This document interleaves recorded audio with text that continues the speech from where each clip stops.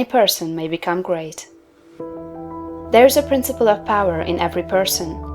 By the intelligent use and direction of this principle, man can develop his own mental faculties. Man has an inherent power by which he may grow in whatsoever direction he pleases, and there does not appear to be any limit to the possibilities of his growth. No man has yet become so great in any faculty but that it is possible for someone else to become greater. The possibility is in the original substance from which man is made. Genius is omniscience flowing into man. Genius is more than talent. Talent may merely be one faculty developed out of proportion to other faculties, but genius is the union of man and God in the acts of the soul. Great men are always greater than their deeds.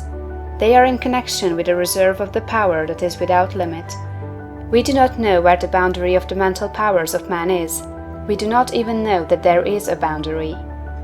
The power of conscious growth is not given to the lower animals. It is man's alone, and may be developed and increased by him.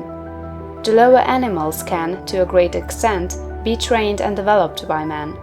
But man can train and develop himself. He alone has this power, and he has it to an apparently unlimited extent. The purpose of life for man is growth, just as the purpose of life for trees and plants is growth. Trees and plants grow automatically and along fixed lines. Man can grow as he will. Trees and plants can only develop certain possibilities and characteristics. Man can develop any power, which is or has been shown by any person, anywhere. Nothing that is possible in spirit is impossible in flesh and blood. Nothing that man can think is impossible in action. Nothing that man can imagine is impossible of realization. Man is formed for growth, and he is under the necessity of growing. It is essential to his happiness that he should continuously advance. Life without progress becomes unendurable, and the person who ceases from growth must either become imbecile or insane. The greater and more harmonious and well-rounded his growth, the happier man will be. There is no possibility brought forth. Every village has its great man or woman, someone to whom all go for advice in time of trouble, someone who is instinctively recognized as being great in wisdom and insight. To such a one, the minds of the whole community turn in times of local crisis. He is tacitly recognized as being great. He does small things in a great way. He could do great things as well, if he did but undertake them. So can any man. So can you. The principle of power gives us just what we ask of it. If we only undertake little things, it only gives us power for little things. But if we try to do great things in a great way, it gives us all the power there is. But beware of undertaking great things in a small way. Of that we shall speak farther on. There are two mental attitudes a man may take. One makes him like a football. It has resilience and reacts strongly when force is applied to it, but it originates nothing. It never acts of itself. There is no power within it.